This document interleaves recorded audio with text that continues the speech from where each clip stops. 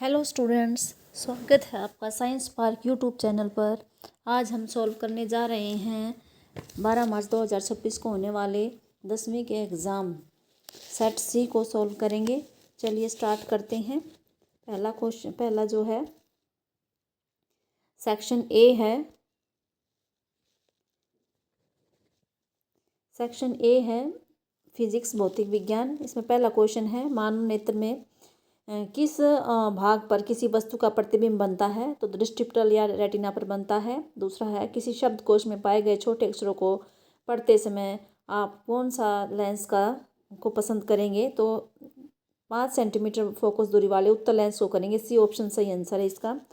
अगला क्वेश्चन है, अभिनेत्र लेंस की फोकस दूरी में परिवर्तन कौन करता है? तो पक्षमाभिपेशीय द्वारा होता है। सी ऑप्शन सही है। अगला है, वाहनों में पार्श्वों में जो दृश्य दर्पण लगाया जाता है वो कौन सा होता है? किसको वरीयता दी जाती है? तो उत्तल दर्पण को दी जाती है। अगला क्वेश्चन है 5वां, जब प्रकाश वायु से जल की तरफ गति करता है तो उसकी गति धीमी हो जाती है और वह विलंब की ओर झुक जाता है। ये जो है अभिकथन है, ये सही बात है, सत्य है। प्रकाश वायु की अपेक्षा जल में अधिक तेजी से गति करता है, लेकिन ये असत्य है। इसलिए सी ऑप्शन जो है सही है। ए सत्य है लेकिन आर असत्य है, क्योंकि वायु विरल माध्यम होता है, जल सघन माध्यम होता है। जब प्रकाश की किरण विरल माध्यम से सघन माध्यम में जाती है तो उसमें उसकी गति भी धीमी हो जाती है और वो अभिलंब की तरफ मुड़ जाता है। इसलिए आर जो है असत्य है। अगला क्वेश्चन देख लेते हैं। 2 मीटर फोकस दूरी वाले किसी अवतल लेंस की क्षमता ज्ञात करनी है और कोई उत्तल दर्पण दे रखा है, उसकी जो है वक्रता त्रिज्या 32 सेंटीमीटर। तो फोकस दूरी ज्ञात करनी है। तो देख लेते हैं क्या आएगी।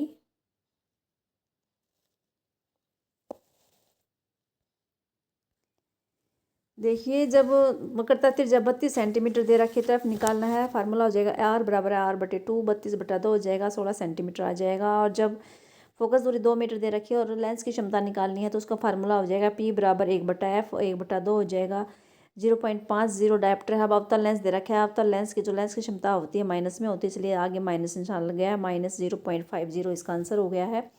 अगला क्वेश्चन देख लेते हैं। ये दोनों में से एक न्यूमेरिकल करना है आपको। अगला, किसी चालक का प्रतिरोध किन कारकों पर निर्भर करता है? तो किसी चालक का प्रतिरोध चालक तार की लंबाई पर, चालक तार के अनुप्रस्थ क्षेत्रफल पर, चालक तार की प्रकृति पर, इन तीनों पर निर्भर करता है।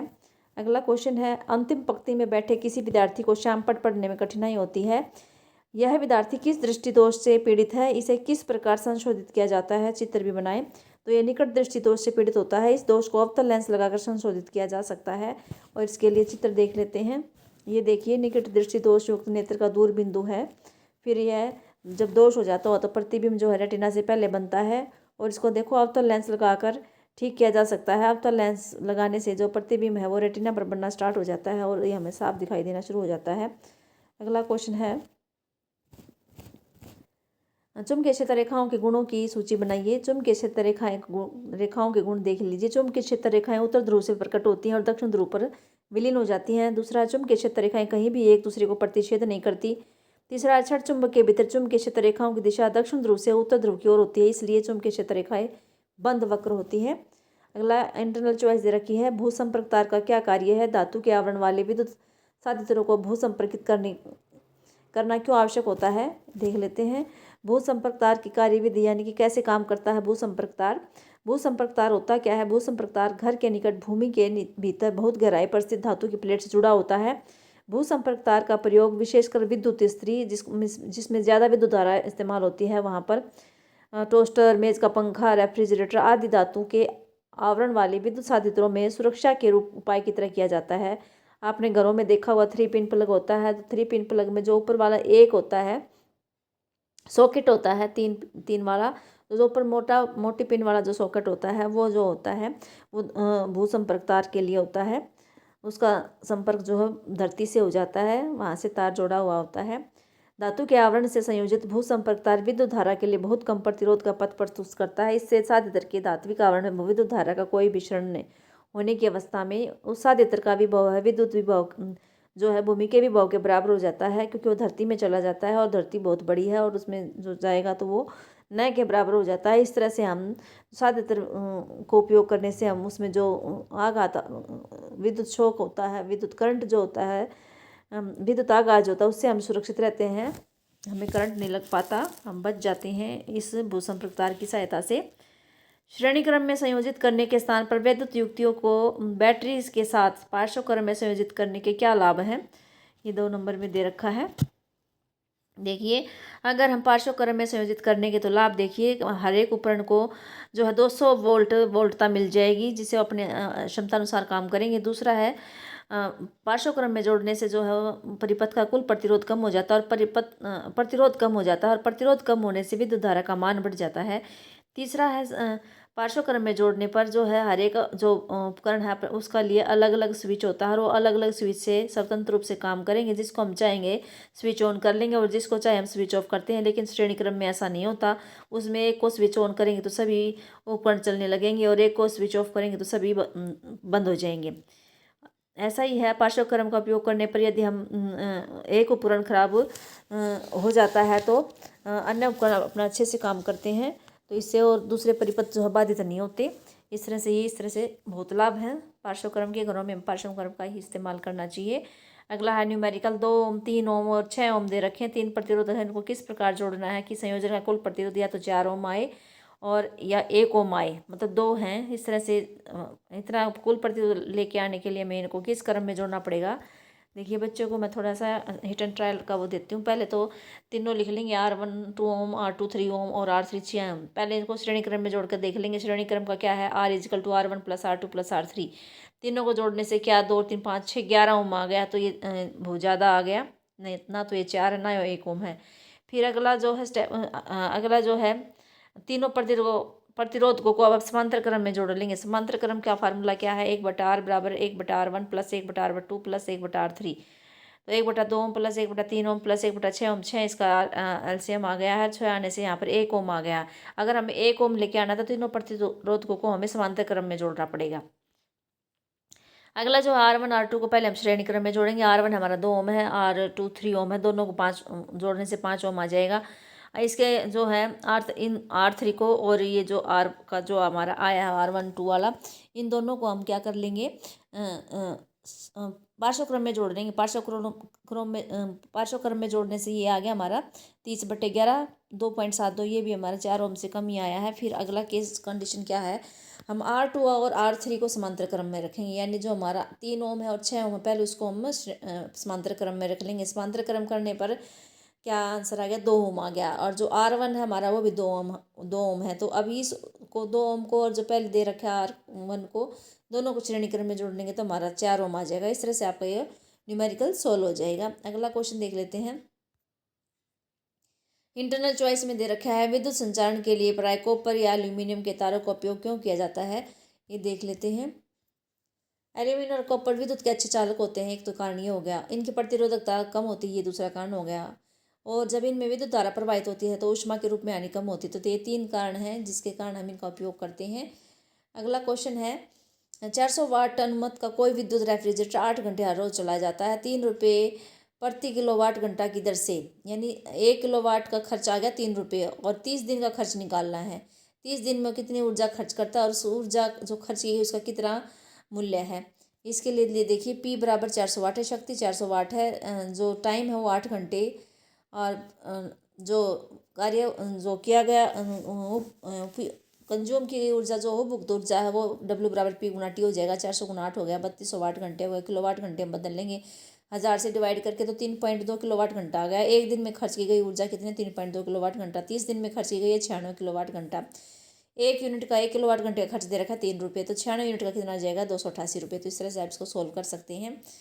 अब हमारा जो है सेक्शन बी है। सेक्शन बी है रसायन विज्ञान। पहला क्वेश्चन है, जब जिंक की छड़ को कॉपर सल्फेट के विलय में डुबोया जाता तो इसका जो रंग है रंगहीन हो जाता है।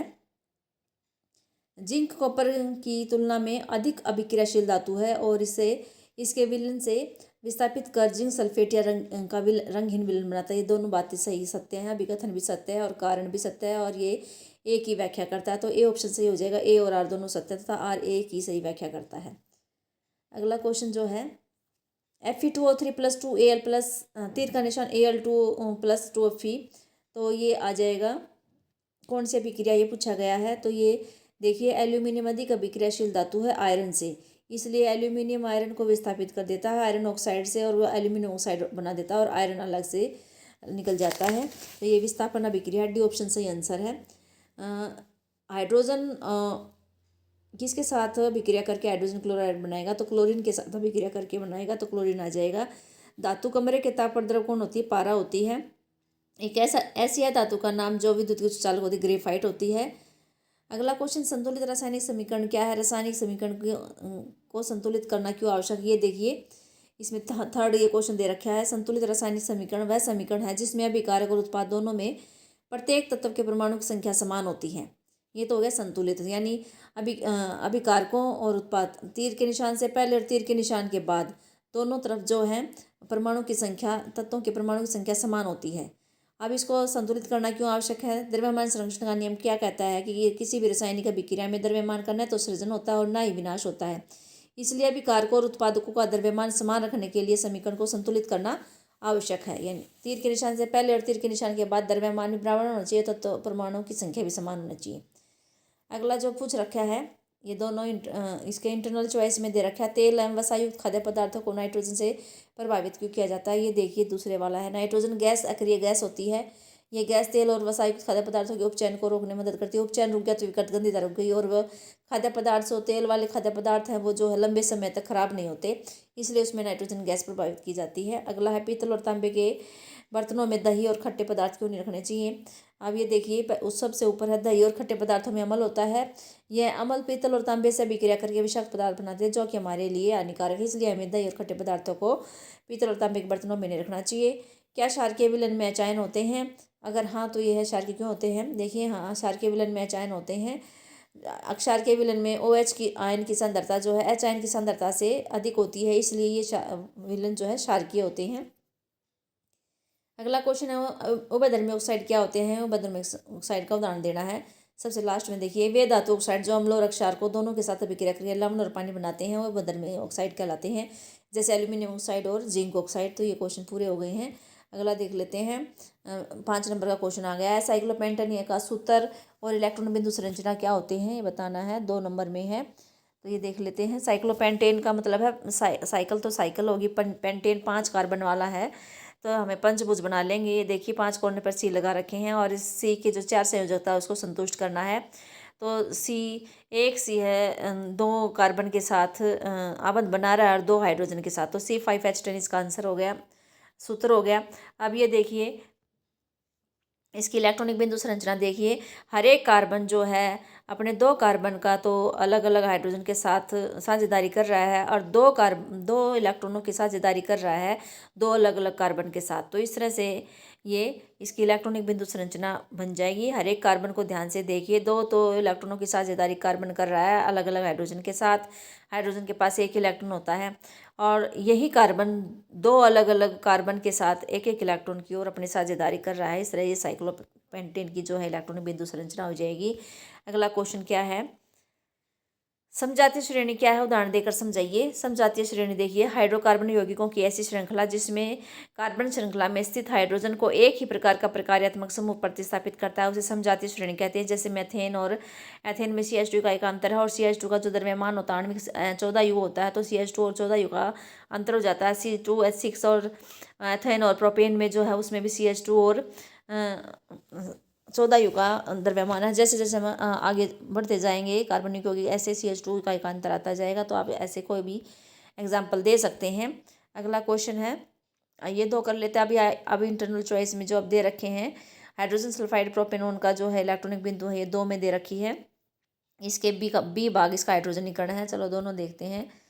देखिए ये है हाइड्रोजन सल्फाइड का है, सल्फर की जो है परमाणु संख्या 16 है, तो 2 8 6 इसकी इलेक्ट्रॉनिक वितरण हो जाएगा। बाहर वाले कोश में 6 इलेक्ट्रॉन है, 6 ये जो है परमाणु जो है 8 अपना अष्टक पूरा करने के लिए 2 इलेक्ट्रॉन लेने की कोशिश करता है, इसलिए देखिए 2 इलेक्ट्रॉन के लिए ये 2 अलग अलग हाइड्रोजन के साथ 1 इलेक्ट्रॉन की साझेदारी कर रहे हैं, तो इसलिए ये आबंध बन जाएगा H सिंगला बंद S सिंगला बंद H, तो H2S ऐसे बन जाएगा। ये इलेक्ट्रॉनिक बिंदु संरचना है। इसी तरह देखिए प्रोपेनॉन का देखिए CH3CO CH3 है, जो शुरू वाला सी है, ये देखिए सी के पास 4 इलेक्ट्रॉन होते हैं बाहर वाले कोश में, और हाइड्रोजन के पास अपने पास एक एक होता है।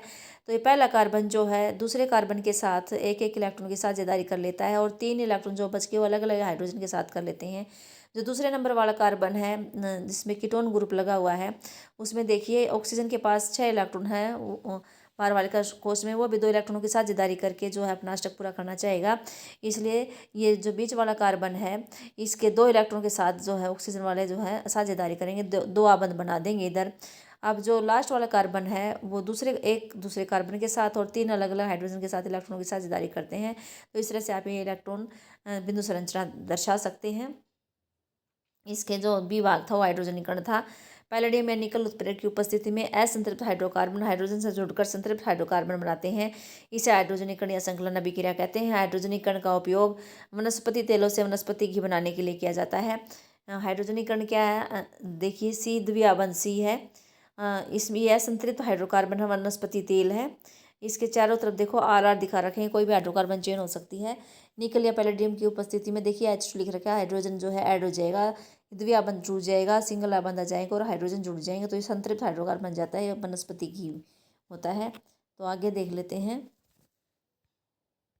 अब जो सेक्शन से स्टार्ट हो गया लाइफ साइंस में, पहला क्वेश्चन क्या है, इंसुलिन जो है रक्त शर्करा का स्तर को नियंत्रित करता है, ये सत्य है। इंसुलिन का जो अपर्याप्त स्राव है मधुमेह का कारण बनता है, ये भी ठीक है, तो ये सही व्याख्या भी करता है। तो ए ऑप्शन इसका सही आंसर है।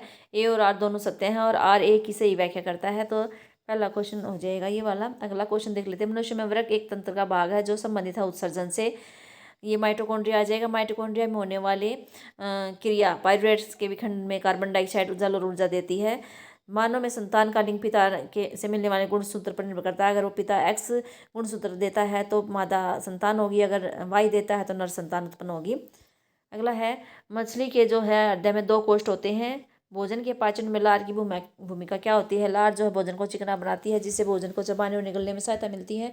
लार में एमिलेज या टाइलिन नाम का एंजाइम होता है जो मुख्य गुहा में कार्बोहाइड्रेट के पाचन में सहायता करती है। तो कार्बोहाइड्रेट एमिलेज के एंजाइम में सरल श्रृंखला में टूट जाता है। अगला क्वेश्चन देख लीजिए। ऐसे 2 तरीके बताइए जिसमें जैव निम्नलिखित पदार्थ पर्यावरण को प्रभावित करते हैं। ये देखिए, जैव निम्नलिखित पदार्थ है अपघटित होकर मृदा की उर्वरा शक्ति को बढ़ा देते हैं, प्राकृतिक खाद का काम करते हैं। और जब जैव निम्नलिखित के पदार्थ का अपघटन होता है तब पर्यावरण में दुर्गंध भी फैलती है, इससे पर्यावरण प्रदूषित भी हो जाता है। एक पॉजिटिव इफेक्ट हो गया, एक नेगेटिव इफेक्ट हो गया है। अगला क्वेश्चन देख लेते हैं। अवटो ग्रंथि से स्रावित होने वाला हार्मोन थायरोक्सिन, अग्नाशय से इंसुलिन, अधिवृक्क से एड्रिनलिन हार्मोन। अब देखिए इसका अगला है, इंटरनल चॉइस में दे रखा है भाई, ये क्रियाएं कौन कौन से भाग द्वारा नियंत्रित होती है, मस्तिष्क से किस किस भाग से नियंत्रित होती है। तो सोचने की क्रिया होती है अगर मस्तिष्क द्वारा। लाराना मेडुला जो पश्च मस्तिष्क का भाग है, सीधी रेखा में चलानु मस्तिष्क जो वो भी पश्च मस्तिष्क का भाग है। अब अगला क्वेश्चन है, मेंडल के प्रयोगों से कैसे पता चला कि विभिन्न लक्षण स्वतंत्र रूप से वंशानुगत होते हैं। देखिए उसने मेंडल ने है जो ये बताने के लिए कि लक्षण स्वतंत्र रूप से वंशानुगत है, उसने मटर के 2 विकल्पी जोड़ों का संकरण कराया। उसने गोल और हरे तथा झुर्रीदार और पीले बीजों का संकरण करवाया। F1 संतति में सभी गोल और पीले आए, क्योंकि गोल और पीले ने अपना प्रभाव दिखाया तो इनको प्रभावी लक्षण कहा गया। जब गोल पीले बीजों का F1 संतति का जो स्वपरागण कराया गया तो F2 संतति में कुछ नए संयोजन देखने को मिले। कुछ देखो गोल पीले मिले, झुर्रीदार पीले मिले, कुछ पौधे गोल हरे थे, कुछ झुर्रीदार हरे थे। तो F2 पीढ़ी में नए संयोजन देखने को मिले। इससे पता चलता है कि जो गोल और झुर्रीदार लक्षण वाले तथा पीले और हरे लक्षण वाले जो स्वतंत्र रूप से हैं वो आगे वंशानुगत होते हैं। आप इसको इस तरह से भी बता सकते हैं, गोल हरे बीज, झुर्रीदार व पीले बीज जनक हैं ये। गोल को जैसे प्रभावी लक्षण तो कैपिटल आर से दिखा देंगे, कैपिटल आर, और जो हरे बीज हैं स्मॉल वाई हो जाएगा। झुर्रीदार व पीले देखिए स्मॉल आर कैपिटल वाई, तो इसमें गैमेट बन जाएंगे capital R small R capital Y. फिर ये F1 संतति देखिए सभी गोल पीले आ जाएंगे, capital R capital Y small Y. अगला देखिए, F1 संतति का स्वपरागण सब निश्चित करवाने पर जनक गोल व पीले। अब ये जो हमारे F1 में आए थे इन्हीं का आपस में स्वपरागण करवाया, तो इसमें नर और मादा के देखो सेम एक जैसे ही युग्मक आ गए। देखो capital R small Y, small R capital Y और स्मॉल आर स्मॉल वाई। तो ये इस तरह से इनका जब संकलन करेंगे तो ये देखिए इसमें 9 गोल पीले आएंगे। टिक वाले जो लगा रखे हैं वो गोल पीले हैं, गोल हरे जो स्टार वाले हैं वो गोल हरे हैं, 3 आ जाएंगे। जोरीदार पीले हैं, ये प्लस निशान वाले हैं, 3 आ जाएंगे। जोरीदार हरे हैं, एक 0 के निशान से 1 आ जाएगा। ये देखिए ये गोल पीले टिक लगा के 1 लिख रखा है, गोल पीला दूसरा हो गया, ये गोल पीला तीसरा हो गया, ये गोल पीला चौथा है। इस तरह से 9 है, ये 5वां, फिर ये देखिए छठा, ये देखिए 7वां, 8वां, ये देखिए 9 है गोल पीले। और जो फिर ये स्टार वाला देख ले, गोल हरे हैं, ये पहला गोल हरा, ये दूसरा गोल हरा, ये तीसरा गोल हरा नीचे वाला। और फिर 3 है जो हैं ये गोल पीले, ये वाला गोल पीला ना झुरीदार पीला, दूसरा फिर झुरीदार पीला, तीसरा झुरीदार पीला, 3 झुरीदार पीले हो गए। लास्ट में जो दे रखे हैं झुरीदार हरा है, ये एक ही है। तो इस तरह से आप इनको बता सकते हैं कि लक्षण जो किस प्रकार वंशानुगत होते हैं। अगला क्वेश्चन 30वां 5 नंबर का है। ये मानव वृषण के क्या कार्य हैं? शुक्राणु उत्पादन, टेस्टोस्टेरोन का उत्पादन और श्रावण, ये इसके कार्य हैं। हाइड्रा में मुकुलन का चित्र की सहायता से दिखाना है। देखिए हाइड्रा क्या कहता है। मुकुलन है, हाइड्रा जैसे कुछ प्राणी हैं पुनर्जन्म की क्षमता रखते हैं। इनका उपयोग करके ये मुकुलन के लिए जो है मुकुलन करते हैं। हाइड्रा में कुछ कोशिकाएं हैं वो नियमित रूप से विभाजन करेंगे और एक उभार सा बना लेंगे। ये देखो नीचे दिखा रखी है, चौथ से दिखा रखी है।